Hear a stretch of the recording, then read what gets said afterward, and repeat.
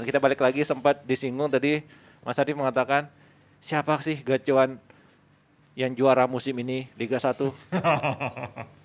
Bali United ataukah Persib? Nah, ini kalau kita ngomongin calon juara kemarin kan di awal-awal ada 5 ya.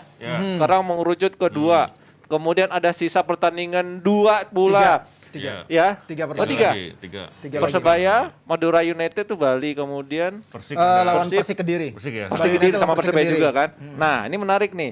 Kemudian mereka tertinggal hanya selisih 3 poin, 69 dan 66.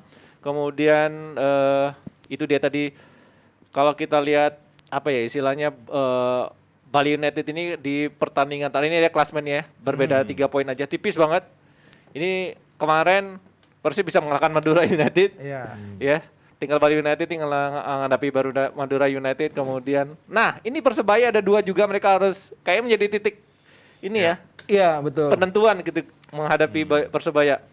Kemudian kalau kita lihat di Bali United apakah ada semacam luck gitu ya, keberuntungan kalau kita lihat pertandingan terakhir itu Nori, kemudian ada gol bunuh diri gitu kan, ada penalti di situ. Kalau lihat so far bagaimana Bali United?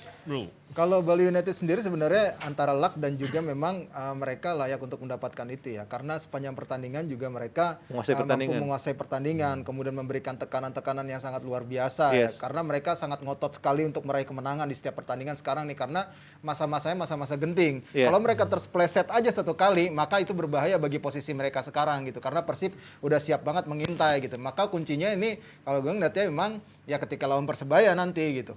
Dari sisa 3 pertandingan ini, kalau misalkan ya salah satunya terpleset, maka ya bisa dipastikan mungkin gelar juara akan didapatkan di pekan 33 mungkin. Pekan ke-33. Oke, ini juga pecahkan rekor ya, poin terbanyak dalam satu musim Liga 1 dengan 69 poin. Jika menang lagi bisa memecahkan rekor baru juga nih Bali United. Tapi kalau pertandingan lawan Arema kemarin sepertinya pertandingan 2 kiper ya.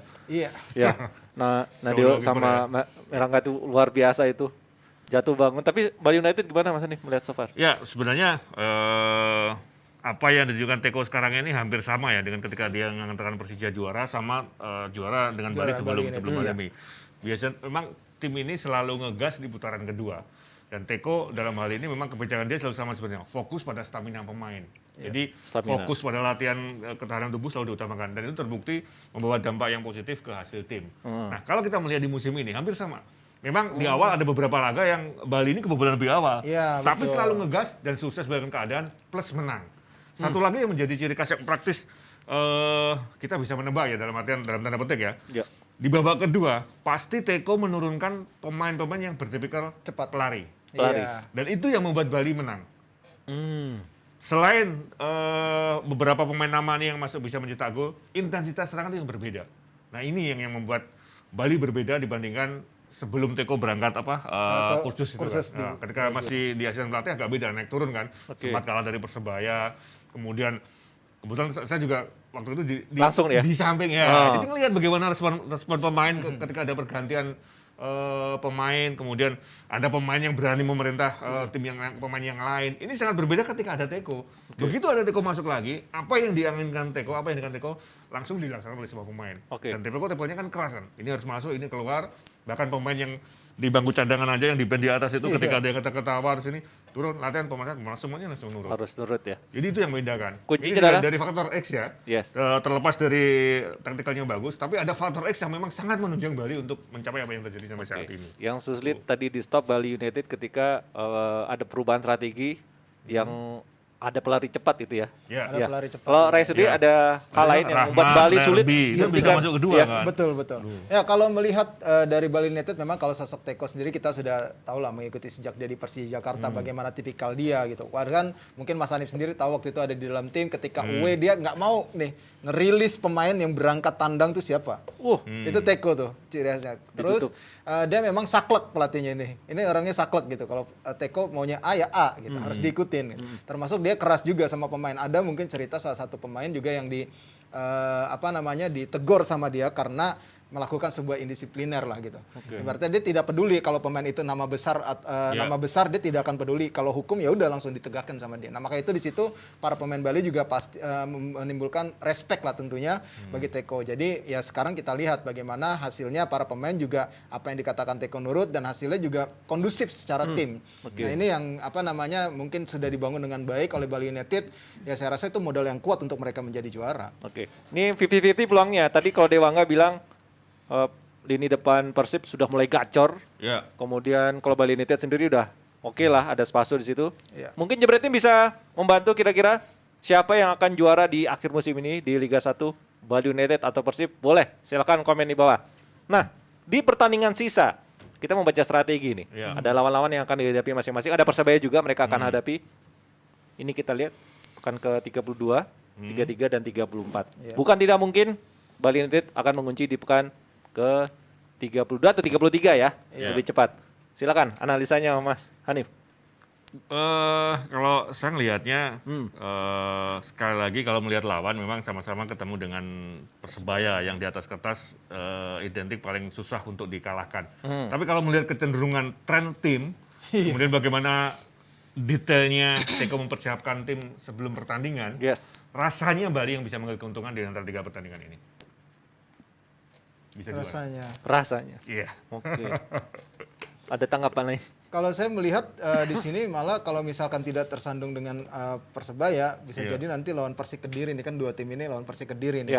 Nah, ini walaupun Persik Kediri sudah sebenarnya sudah nothing tulus ya karena sudah pasti tidak terdegradasi gitu. Tapi yang jelas kalau melihat dari pertandingan 3 pertandingan sisa ini Persib akan berat ketika di laga terakhir menghadapi Barito Putra karena Barito Putra itu akan mati-matian pastinya. Karena mereka sekarang masih dalam masa ancaman nih. Ada Persipura di situ ya. Betul, untuk dilewati oleh Persipura. Nah, makanya mereka harus bisa mengambil sebisa mungkin 2 pertandingan awal dengan kemenangan ya. Dan berharap Bali terpleset di 2 pertandingan tersebut. Karena kalau Bali sudah menang dalam 2 pertandingan awal, berarti praktis Bali United juara gitu. Oke. Dan jangan lupakan ya ini bukan ya fakta tapi juga bisa disebut sebagai fenomena ya. Persebaya memang di putaran kedua dia agak labil ya, konsisten.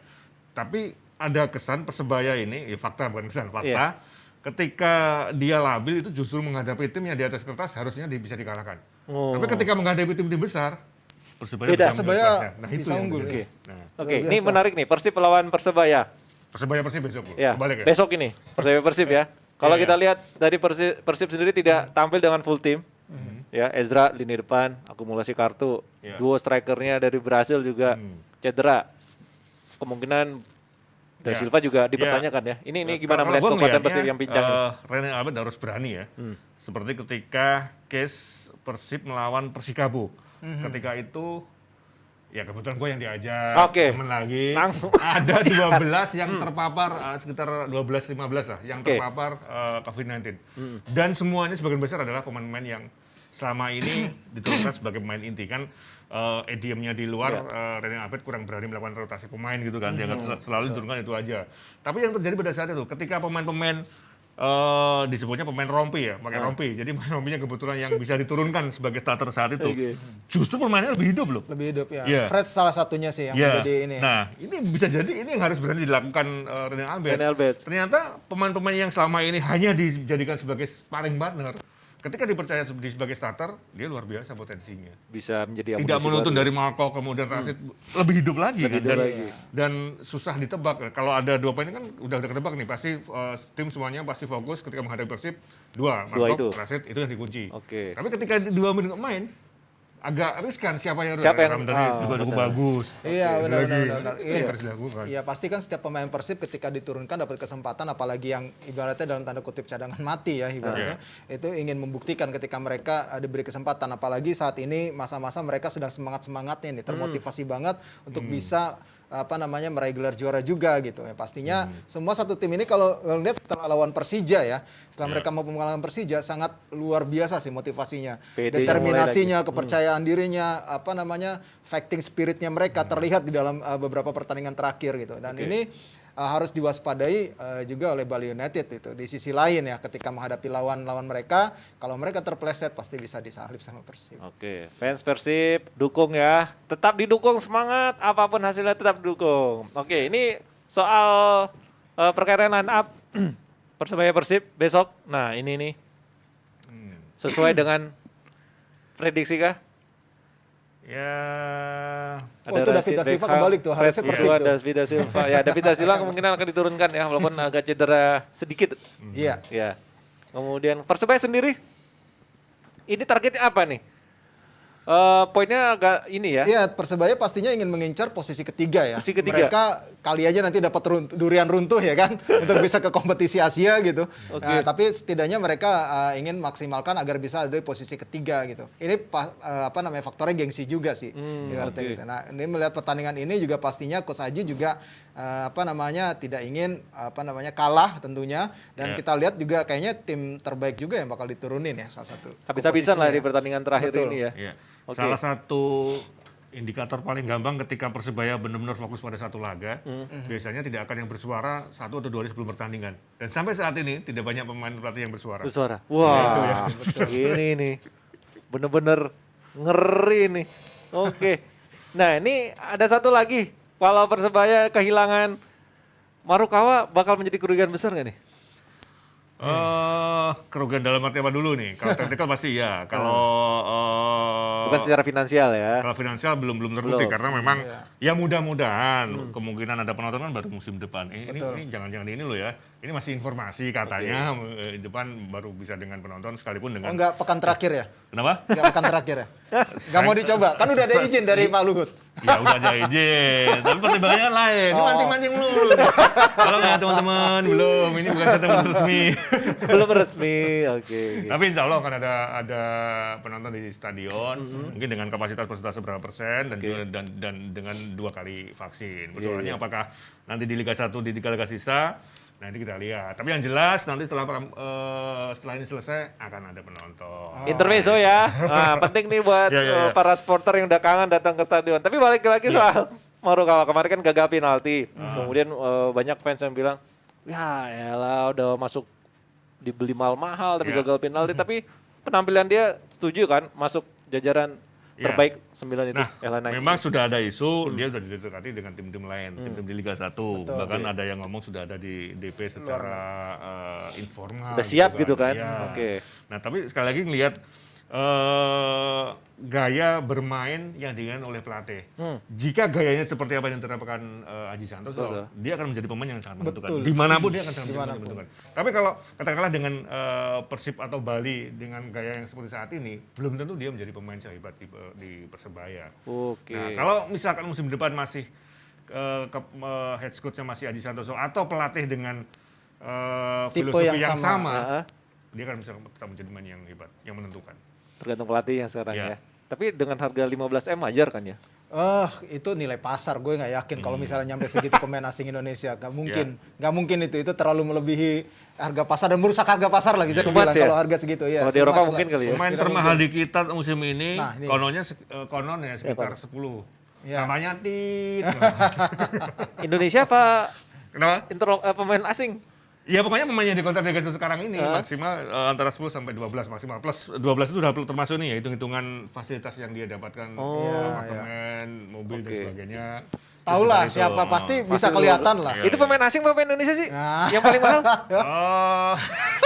Udah ganti-ganti. Gak apa-apa. Kan itu jamak banget. Asing apa Indonesia? Pemain asing lah bro. Oh pemain asing lah pasti itu. Klub mana? Klub mana? Ketahuan lah. Klub Liga 1. Udah 4 besar nggak pemainnya? Klub di Jawa lah. Di Jawa itu. Klub di Jawa. Banyak. 4 besar kan klubnya? 4 besar kan? Enggak. Loh, beda kali. Kali sumbernya beda. Iya. Kalau Mas Andi 5 besar lah ya. Pemain itu ada 5 besar. Udah, pokoknya just Liga 1 di Jawa. Oh iya. Kalau ngomongin pemain sih. Kagak itu tadi asal ngecap doang, kagak gitu.